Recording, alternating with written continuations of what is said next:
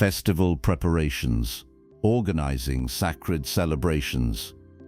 The Master Festival Coordinator. In the ceremonial planning chambers adjacent to Tenochtitlan's Templo Mayor, where detailed schedules governed the empire's complex religious calendar and massive festivals brought together tens of thousands of participants from across Mesoamerica, Itzel Tlacaelel, the most experienced festival coordinator in the Triple Alliance, reviewed preparations for the upcoming Huey Tozoztli celebration honoring the maize goddess Xicomecoatl, understanding that authentic spiritual power required not merely religious devotion, but systematic organization that could transform sacred obligations into magnificent ceremonies, serving both divine purposes and community unity through months of careful planning and precise coordination.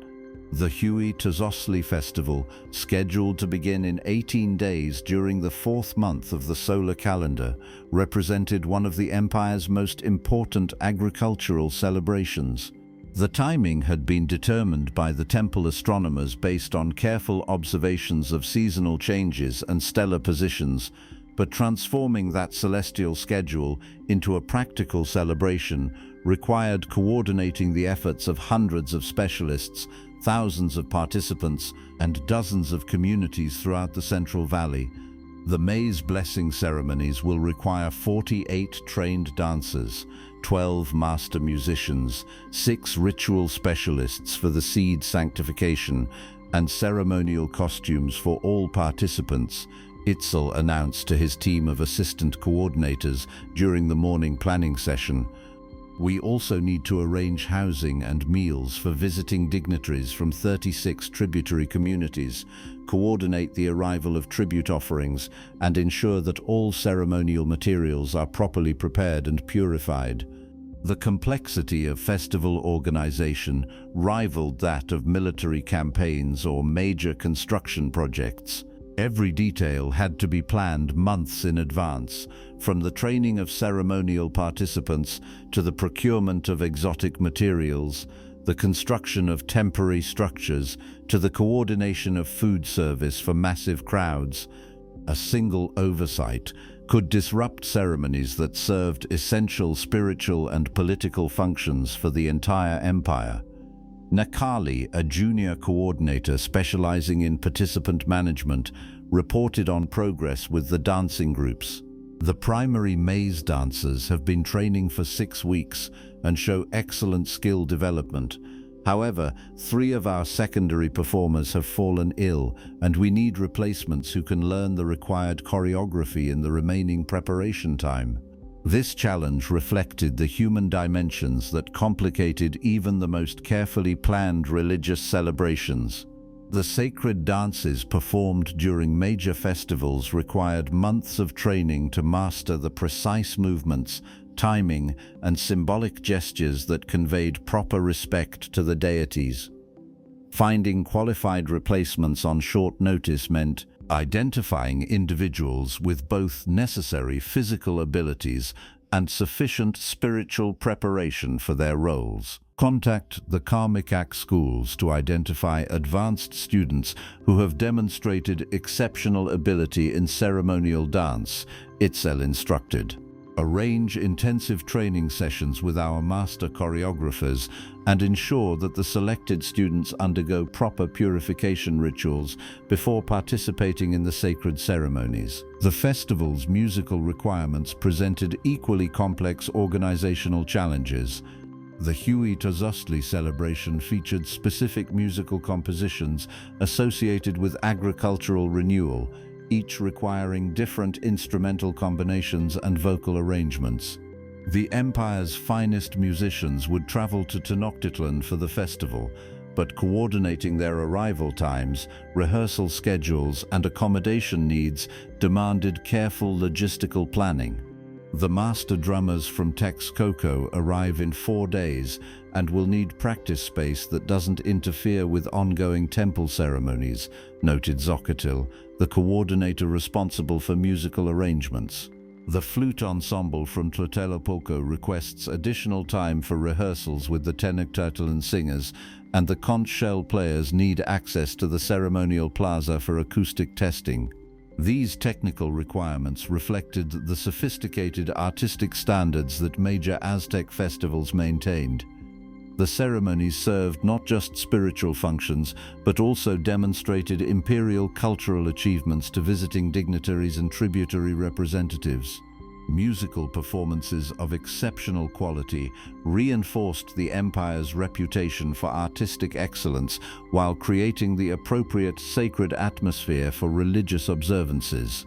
The procurement of ceremonial materials required coordination with merchants, craftsmen, and tributary communities across Mesoamerica. The Huey Tozoztli celebration demanded specific items associated with agricultural abundance, colored maize varieties from different regions, precious feathers representing the fertility of birds, copal incense for purification ceremonies, and jade ornaments symbolizing the precious nature of water and growing plants. The tropical feathers from the Veracruz provinces arrived yesterday and appear to meet quality specifications, reported Tlacaelel, who managed material procurement. However, the jade ornaments commissioned from Oaxacan craftsmen show variations in color that may not be appropriate for the main ceremony. Should we accept these pieces or request alternatives? Such decisions balanced practical constraints with religious requirements. The sacred objects used in major festivals carried deep symbolic significance, and their appearance could affect the ceremony's spiritual effectiveness. However, rejecting materials at the last minute might create supply problems that could disrupt the entire celebration. Itzel examined the jade pieces carefully, considering their color variations against the festival's symbolic requirements. Slight color differences might be acceptable if the overall quality remained high, but significant variations could distract from the ceremony's spiritual impact. The color variations fall within acceptable ranges for secondary ceremonial uses, he decided after consultation with the temple's senior priests. Use the finest pieces for the primary maize blessing ceremony and reserve the others for community participation rituals where symbolic intent matters more than perfect uniformity. The festival's food service requirements presented massive logistical challenges. The Huey Tozoztli celebration would attract approximately 15,000 participants over 3 days, including local residents, visiting dignitaries, ceremonial performers, and tribute representatives. Feeding this population while maintaining appropriate ceremonial standards required coordinating multiple food preparation sites, ensuring adequate supplies of ingredients, and organizing service procedures that could handle peak demand periods. The main ceremonial feast will serve approximately 3,000 guests, requiring 200 turkeys, 1,500 portions of prepared maize dishes, and corresponding quantities of beans, chili peppers, and chocolate beverages, explained Citlali, the coordinator responsible for feast organization. The community feeding programs will require additional resources to serve 12,000 people during the 3-day celebration period.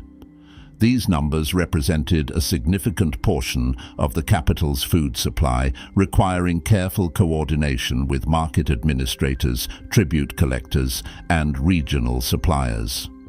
The festival's consumption demands had to be balanced against the city's daily needs, while ensuring that ceremonial meals met the quality standards appropriate for sacred celebrations.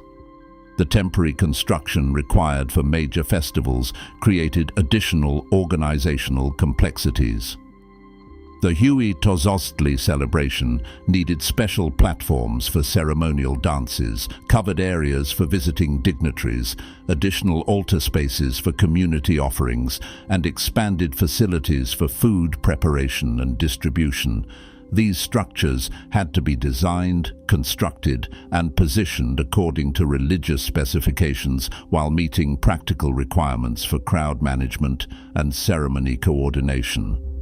The main dance platform requires completion within 8 days to allow time for proper blessing ceremonies before festival activities begin, reported Yaotl, the coordinator responsible for construction projects.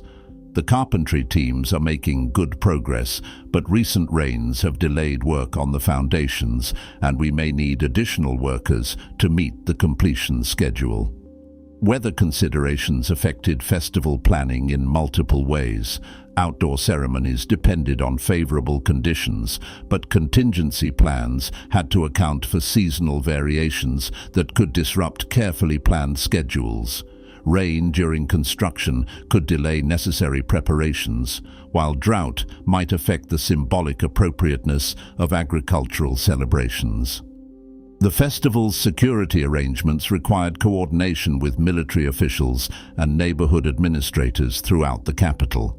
Large celebrations attracted crowds that included visitors unfamiliar with local customs, foreign dignitaries whose safety was politically important, and community members who might consume substantial quantities of alcohol during feast celebrations. Maintaining order while preserving the festival's celebratory atmosphere demanded careful balance between security measures and religious accessibility. Military patrols will maintain discreet presence throughout the ceremonial areas, with special attention to protection of visiting tributary representatives, outlined Itzel, who coordinated security arrangements. Neighborhood officials will monitor community drinking activities and intervene if celebrations become disruptive to ongoing ceremonies. These security measures reflected the political dimensions of major religious festivals. The celebrations served important diplomatic functions by bringing together representatives from throughout the empire, providing opportunities for political communication and relationship building. However, the concentration of important figures from different regions also created potential security risks that required professional management. The festival's educational components demanded careful coordination between religious authorities and community leaders.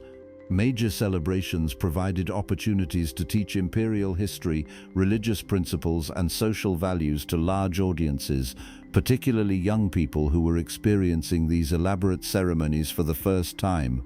Educational presentations had to be accurate, engaging, and appropriate for diverse audiences with different levels of previous knowledge. The historical presentations will include performances depicting the origins of maize cultivation, the gifts of Chicomecoatl to humanity, and the agricultural innovations that enabled imperial prosperity, described Milentica, who managed educational programming.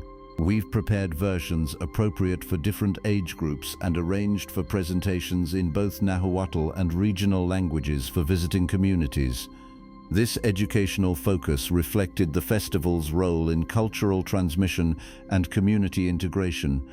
The celebrations helped maintain shared values and beliefs across the empire's diverse populations while teaching younger generations about their spiritual and cultural heritage. Educational activities during festivals often proved more effective than formal school instruction because they combined learning with entertainment and social participation. The coordination of tribute presentations created additional organizational challenges. The Huey Tozoztli festival provided an occasion for tributary communities to present their scheduled offerings to imperial authorities, but these presentations had to be integrated with religious ceremonies in ways that honored both political and spiritual requirements.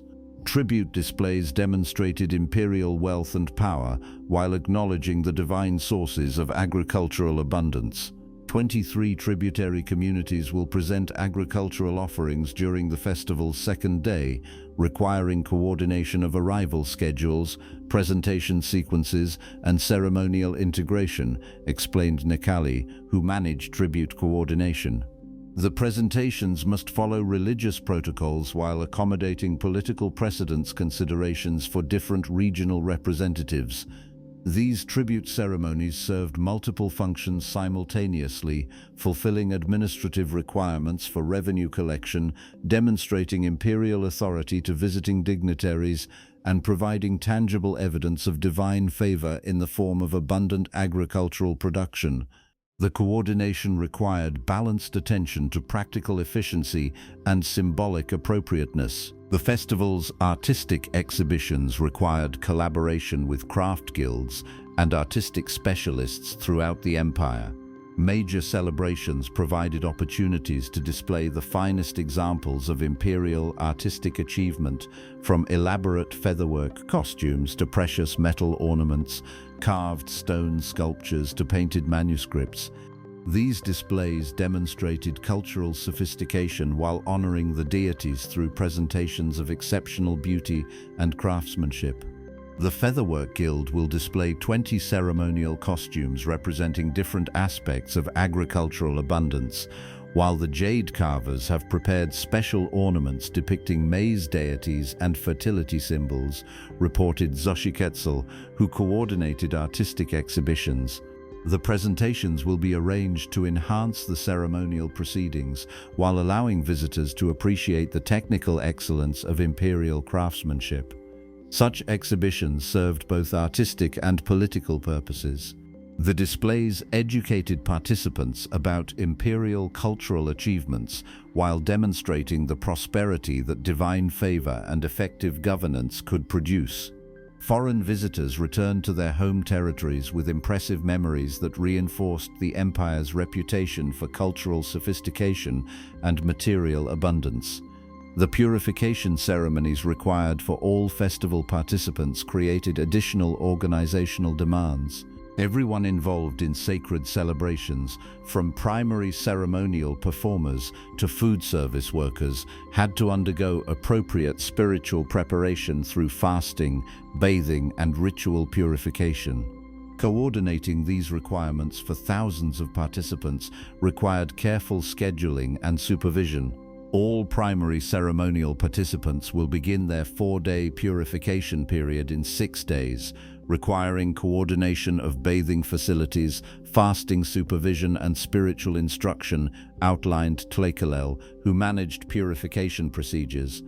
Secondary participants and service workers will complete shortened purification procedures appropriate to their roles in the celebrations. These purification requirements reflected the sacred nature of festival activities and the belief that improper spiritual preparation could compromise the ceremony's effectiveness.